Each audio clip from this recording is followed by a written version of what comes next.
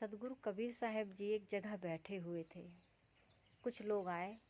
लोगों ने प्रश्न किया, साहब हम भी इसी संसार में रहते हैं, आप भी इसी संसार में रहते हैं, हम मोह जाते हैं, आप निर्मोही कैसे रहते हैं?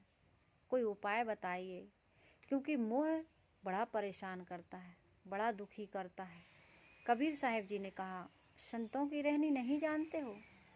लोगों ने कहा, साहब वही जानने आए हैं, आखिर संत रहते कैसे हैं, उनका स्वभाव, उनकी मनोदशा क्या होती है, वे किस प्रकार से इस संसार में रह कर के भी निर्मोही रह जाते हैं। साहब उदाहरण देने में बड़े माहिर थे। साहब ने कहा, कमल पत्र हैं संत जन, रहें जगत के माह, बालक केरी धाय जो आपन जानत नाय। साहब ने कहा, जैसे कमल होता है ना बेटा, वो कीचड़ और पानी से खुराक लेता है, लेकिन उसमें लिपायमान नहीं होता। इसी प्रकार से जो संत होते हैं वो इस संसार में रहते हैं, लेकिन आसक्त होकर के भोगों को नहीं भोगते। तेन तकतेन भुंजीता, भोगों को भोगते हुए भी वो भोग परायण नहीं होते। देह निर्वाह के लिए संसार का और शरीर का उपयोग करते हैं, उपभोग नहीं करते हैं।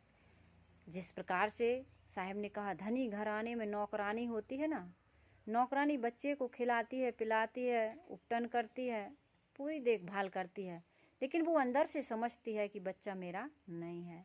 इसी प्रकार से ये शरीर, ये संसार, ये संबंध, ये नाते रिश्ते कभी ना किसी के हुए हैं और ना होंगे। इस प्रकार का भाव, इस प्रकार की समझ, इस प्रकार का विवेक जिसको जागृत हो जाता है, वो कहीं मोही नहीं होता, लोभी नहीं होता, वो आसक्त नहीं होता, और फिर वो ऐसे रहता है जैसे मैं रहता हूँ। कहा, कैसे रहते हो? कहा, जो तू चाहे मुझको, तो मुझ जैसा सुख, मुझ जैसी शांति, मुझ जैसी निर्मोहता चाहते हो ना? कहा, बिल्कुल साहब, आप जैसा जीवन जीना चाहते हैं। आप कितने निश्चिंत हैं, निर्भय हैं, स्वतंत्र हैं, एकदम मुक्त जीवन जी रहे हैं। कहे, इसके लिए क्या करना पड़ेगा पता है? ये बताइए साहब। कहे, जो तू चाहे मुझको, क्षण सकल की आस, मुझी ऐसा हो रहो, सब सुख तेरे पास। सारा सुख तुम्हारे पास है और तुम सारे सुखों को प्राप्त कर सकते हो, बस बाहर की आशा त्याग दो।